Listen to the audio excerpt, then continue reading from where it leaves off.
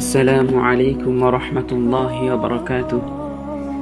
আজ আমাদের যারা বাবা মা আছেন তাদের জন্য কিছু কথা বলবো ইনশাআল্লাহ।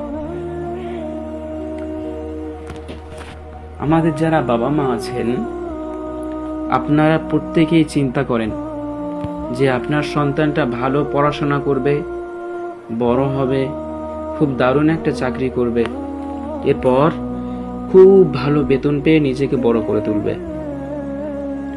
এরপর বাবা মা হিসাবে আপনারা নিজেদেরকে খুব বেশি গর্বিত মনে করেন এবং মনে করেন আপনার সব দায় শেষ এবং আপনার আর কোনো চিন্তা নেই, কারণ আপনার সন্তানটি স্টাবলিশ হয়ে গিয়েছে, আপনার সন্তানটি বড় হয়ে গিয়েছে। কিন্তু একটা জিনিস আপনারা চরমভাবে ভুলে যান বা চরমভাবে এড়িয়ে যান, যেটা হলো যে আপনার সন্তানটা কি ভালো শিক্ষিত হওয়ার পাশাপাশি ভালো মানুষ কি হয়েছে, প্রশ্ন কিন্তু থেকেই যায়।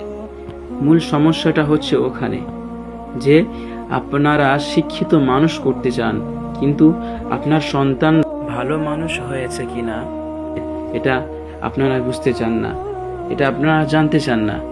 যদি আপনারা প্রত্যেকেই শিক্ষিত মানুষ হওয়ার পাশাপাশি ভালো মানুষ করার আগ্রহী হতেন বা আপনারা এটা না এড়িয়ে যেতেন, তাহলে আজকে যে ক্রান্তিকাল চলছে ভালো মানুষের ক্রান্তিকাল।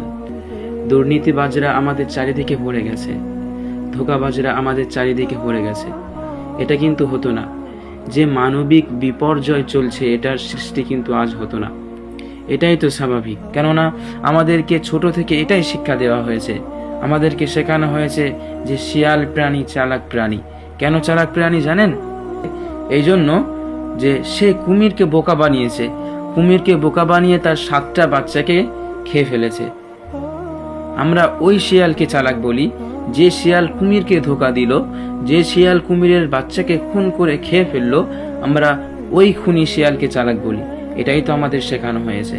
তাই আমাদের বাবা মাদেরকে বলবো যে আপনার সন্তানকে যে শিক্ষায় শিক্ষিত করলে মিথ্যা কথা বলবে না, যে শিক্ষায় শিক্ষিত করলে অন্যের হক আত্মসাৎ করে খাবে না, যে শিক্ষায় শিক্ষিত করলে ভালো মানুষ হবে, আপনি আপনার সন্তানকে সেই শিক্ষায় শিক্ষিত